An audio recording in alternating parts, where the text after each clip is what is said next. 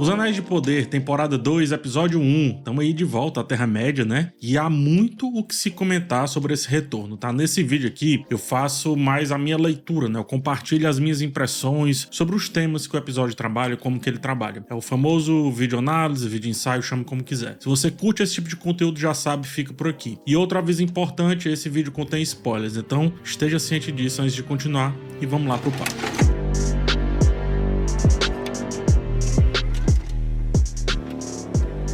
A temporada volta com um prólogo, né? E não é o prólogo dessa segunda temporada em si, é o prólogo da primeira temporada. Ela volta até com um foco mais explícito em personagens e em eventos que não podiam ser tão abertos, tão diretos assim. Um deles, e logo no início isso fica claro, é o próprio Halbrand, né? Agora que a gente sabe que ele é Sauron, a série pode abordá-lo de uma maneira um tanto diferente, sobretudo ao mostrar como ele chegou, como Halbrand chegou àquele pedaço de madeira e posteriormente encontrou Galadriel ali e começou toda a jornada da primeira temporada. Antes disso, ainda temos o discurso dele em outra versão de Sauron para tentar conquistar os orcs, no qual ele afirma, abre aspas, eu sou o seu único futuro e meu caminho é o seu único caminho, fecha aspas. Estamos, portanto, vendo um Sauron que ainda está aprendendo a ser mal ali na Terra-média. Ele está descobrindo que o mal precisa ser sutil, como a gente viu acontecer com ele na primeira temporada, porque se for escrachado, se for descarado, ele perde logo no início. O mal, ele não se anuncia em intenções, nem é facilmente reconhecido. Ele preenche as lacunas deixadas pelo bem e atua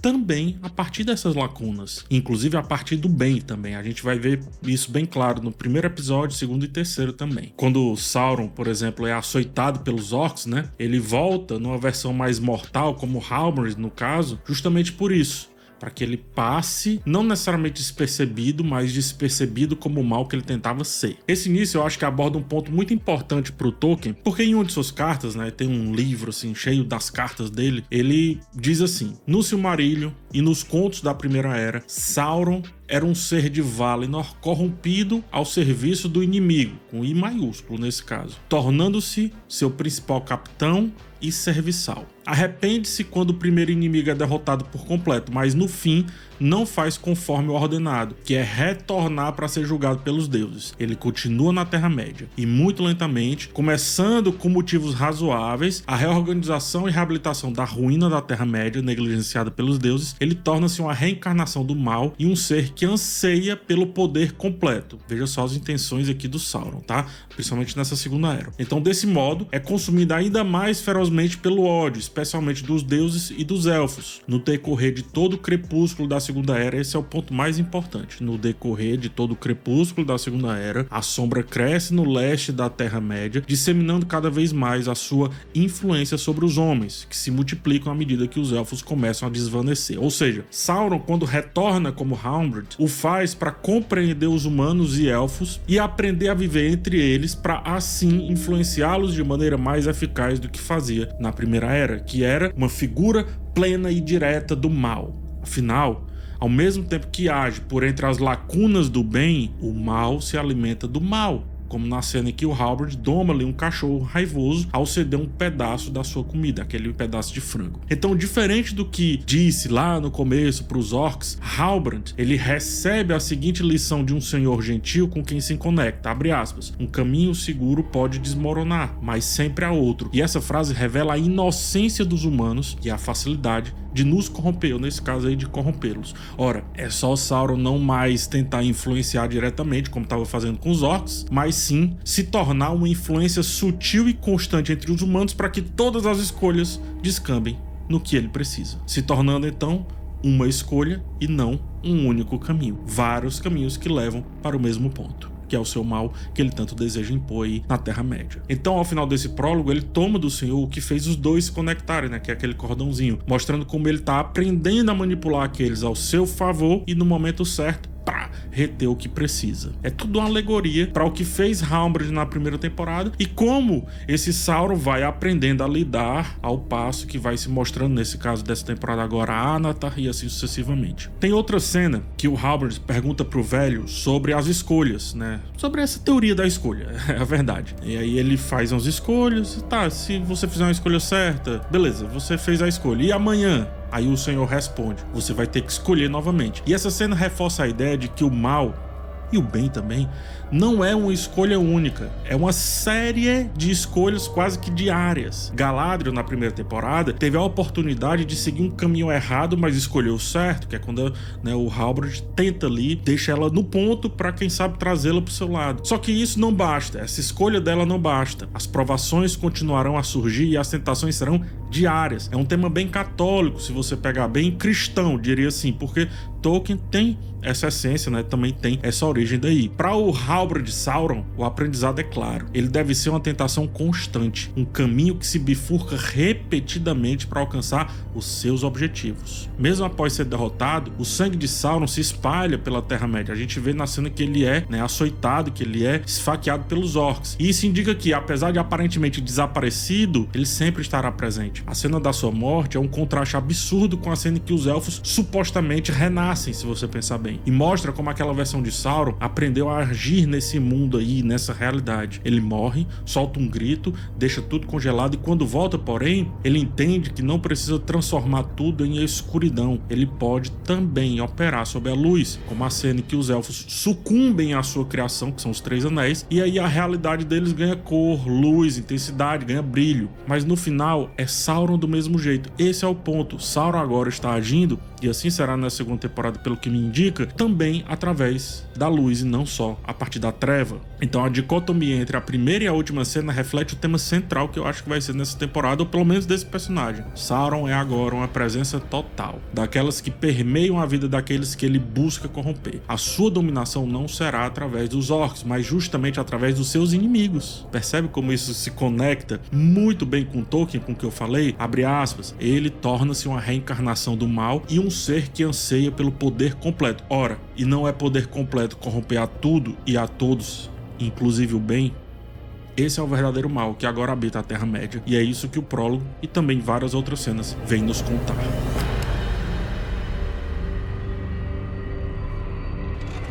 Falando em elfos desvanecendo, é exatamente isso que vemos ao longo das várias cenas do primeiro episódio. Primeiro, Gil-galad, ele julga Galadriel, né? Aparentemente, inicialmente ali ele tá a favor do Elrond, mas quando se aproxima dos anéis, esses bichos já agem nele, né? As joias já agem, já surtem algum efeito nele, que no caso é a tentação, e aí ele muda de postura. A fotografia dessa cena é tão explícita que ela entra na cena e fica atrás dele enquanto o rei fala com Elrond, mostrando que ele virou depois da tentação dos anéis ali. E a fotografia deixa bem claro que nesse mundo Galadriel e Gil-galad estão juntos na busca ali por aquele tipo de poder. Galadriel, por sua vez, tá com dificuldades em perceber a sensatez que resta ao seu mundo, ao seu redor. Abre aspas, você precisa acreditar que eu nunca colocaria nossa espécie em perigo conscientemente, diz a Elrond. Ela tá conversando ali com um amigo e é o que ela fala. A palavra conscientemente é crucial aqui nessa fala dela, porque indica que Galadriel não tá em plena consciência e ela não percebe isso. Gil-galad também tá corrompido. Todos estão embriagados pelo poder ou pela vingança ou por ambos. No fim das contas,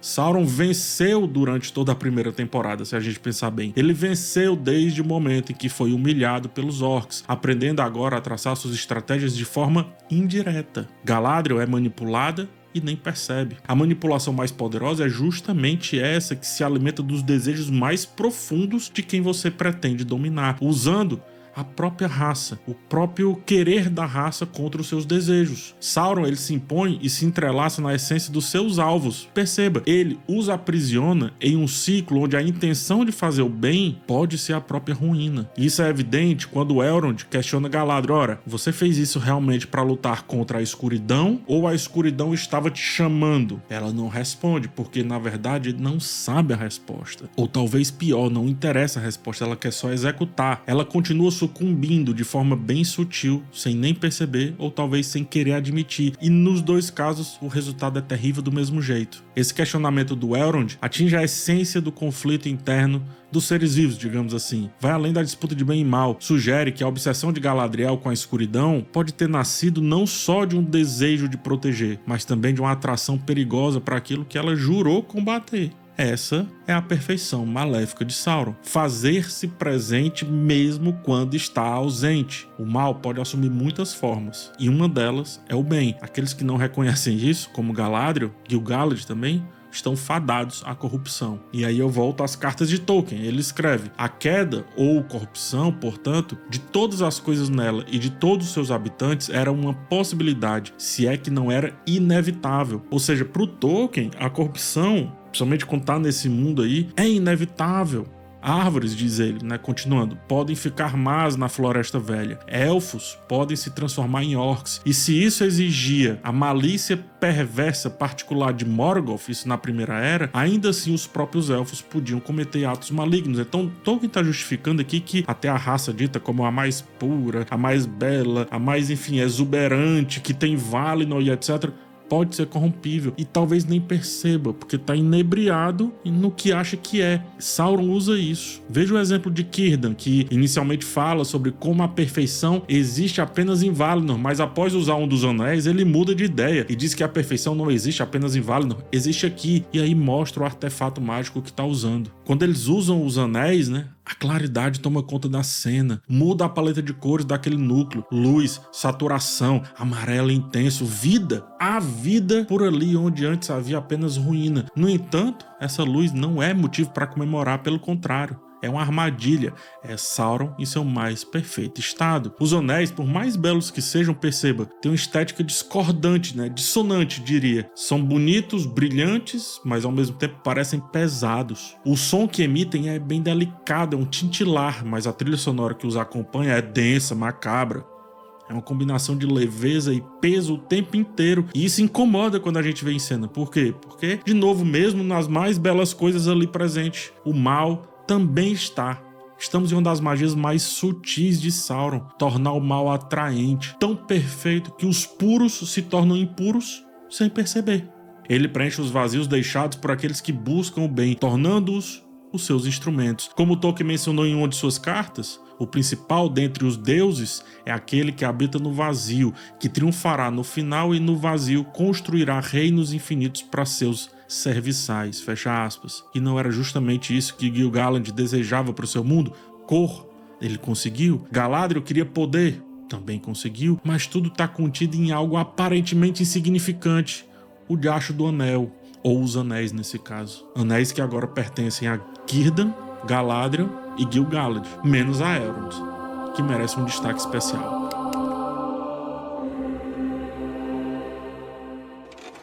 Talvez, de todos os retornos da primeira temporada, Elrond seja, acho que, o mais interessante nesse primeiro episódio. Eles estão tentando reposicionar o personagem, porque a partir de agora ele vai ter que ser a contradição até mesmo do que antes a gente via como heróico, né? Galadriel, os elfos, seja quem for. A sua jornada até aqui, ela se alinha perfeitamente com o que eu mencionei no início dessa resenha: a necessidade de escolher todos os dias qual caminho seguir. Ele tenta sempre escolher o bem. Essa é a sina do Elrond, né? Então, sem compreender plenamente o tamanho da tentação que os anéis representam, ele tenta se livrar deles. Entrega-os a Círdan, que falha, como a gente viu. Lembremos, Frodo, tão logo que soube sobre o poder do Um Anel ali, quando Gandalf falou, ele tentou se livrar dele. Gandalf recusou. Depois, ele sugeriu que Galadriel o aceitasse, e ela também recusou. O que quero dizer com isso é que ainda não está claro o tamanho da encrenca que eles têm para resolver. E Elrond se encontra numa posição muito similar de Frodo, que é no caminho da aprovação constante, no caminho da aprovação o tempo inteiro. É preciso estar sempre muito atento sobre o que vai escolher. E por isso ele está tão ponderado, eu diria, tão ressabiado, mais do que qualquer coisa, ressabiado. Tolkien, ele explora profundamente o tema da corrupção, como eu mostrei, né? O tema da corrupção, da tentação, da aprovação, do fardo, chame como quiser. A corrupção, como Tolkien sugere em uma de suas cartas, não é apenas uma possibilidade, mas, repito, é uma inevitabilidade que poucos conseguirão vencer.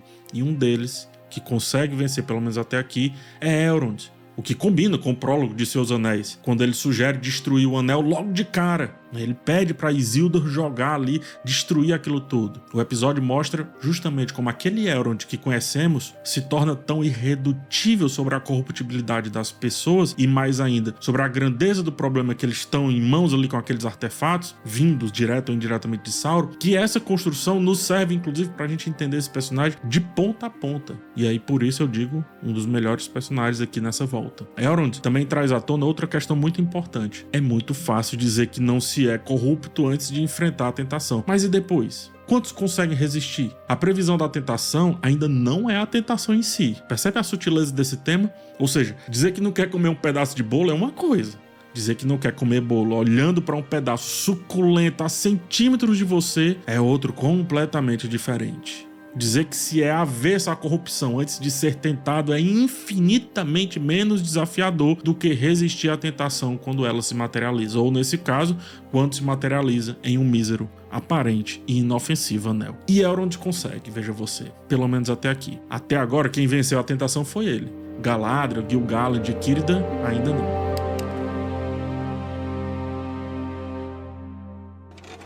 O núcleo mais leve do episódio traz aí o Estranho e Nori juntos, né? Juntos, mas perdidos. A relação entre eles é leve, divertida, lembra muito como Tolkien aborda Gandalf e os hobbits. A trilha sonora fica mais pueril, traz um tom de inocência, de descontração. Até mesmo uma cena que antes foi sombria, quase pessimista, no caso quando o estranho faz uma árvore gerar frutos e acaba ferindo o Nori, isso lá na primeira temporada. Agora isso é tratado quase como uma piada. Nori se afasta, o estranho tenta recriar o que fez no passado e dessa vez, sem machucar a companheira, eles brincam com essa situação, ou seja, eles ressignificam algo que na época foi ruim. Apesar dessa leveza, é interessante notar como o estranho ainda não confia plenamente em si mesmo. Ele tá na jornada oposta à de Sauron. Ele tá tentando se encontrar nas escolhas boas, enquanto Sauron busca se afirmar através do mal. E tem algo que mostra isso. O episódio fala muito bem dessa situação ao alternar diretamente entre a escuridão associada a Sauron e a claridade ao redor do estranho, que tá naquele deserto, quer que seja. E estar na jornada das escolhas boas, no entanto, não garante que o caminho bom levará necessariamente a resultados positivos, como aconteceu com Elrond, né? O estranho também reluta, pensa, reflete sobre isso. É daí onde surgem as provações que o estranho e Nori também enfrentam, como o fato de estarem aparentemente sem rumo. Aí ele fala, sinto saudades de casa. E ela responde, ora, ou melhor, o devolve uma pergunta, né?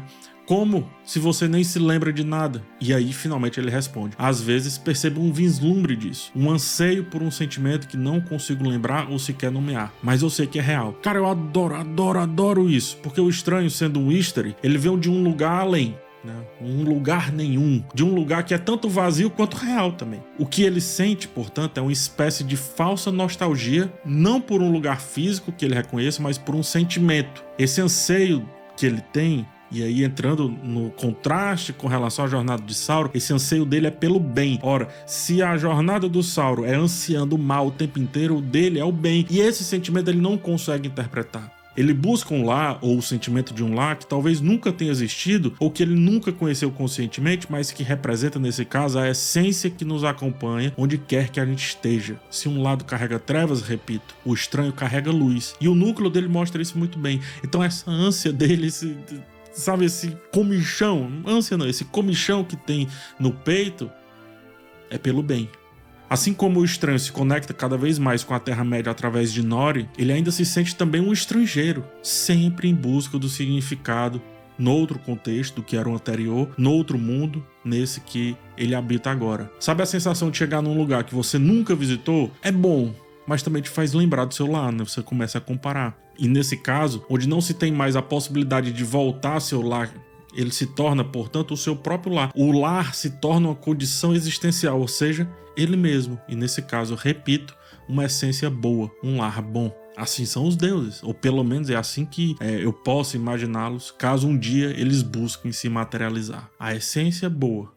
E por isso que eu trago esse assunto, porque Tolkien também fala sobre isso. O núcleo começa literalmente a caminhar quando Pop aparece com um mapa que é desvendado ali por meio de uma música. Outro tema muito presente aí em Tolkien, né? Música de todo canto. Afinal, aquele mundo, esse mundo aí, na verdade, foi concebido pelos deuses a partir da ressonância e também da dissonância, né, de certa forma, como nos conta ali o começo do Silmarillion. E não é justamente isso que o estranho, Nori e Pop estão fazendo agora? Entender aquele mundo e, mais do que isso, encontrar o seu lugar nele. Através da música, né, que é aquele mapa. Então, na dúvida, siga o nariz, como disse Gandalf, mas na falta de um cheiro, como há naquele deserto, siga o ritmo. Permaneça atento ao mundo e ele se revelará. Coisa que Gil-galad, Galadriel não estão fazendo. Coisa que Elrond, repito, está tentando fazer a todo custo. No mundo de Tolkien, a revelação vem também através da música. E assim, Nori, Pop e o estranho finalmente seguem em frente. Vamos lá para arremate, tá? Eu achei um excelente primeiro episódio, ele tocou em pontos cruciais e como não precisou gastar muito tempo com novas apresentações, quer que seja, foi direto ao ponto, já deixou clara a corrupção presente e mais do que isso justificou toda a sutileza em relação a Sauron na primeira temporada. Eu tô achando, olhando pro primeiro episódio em si, bem promissor. Aqui no canal você encontrará resenhas para todos os episódios, vai ver como eu fiquei variando essa sensação, né, na primeira temporada, e agora eu acho que essa segunda temporada começa bem assertiva, bem direta. Vamos ver se eles vão sustentar no núcleo, que foi o problema também na primeira temporada, né, aquela meiuca, digamos assim. Mas enfim, aqui você encontra a resenha para todos os episódios, tá? Eu vou fazer episódio a episódio, basta seguir a playlist que tá na descrição para acompanhar minhas análises aí de Os Anéis de Poder. Aproveito para pedir para você se inscrever no canal e também deixar um like. Muito obrigado e a gente se vê na próxima. Tchau, tchau.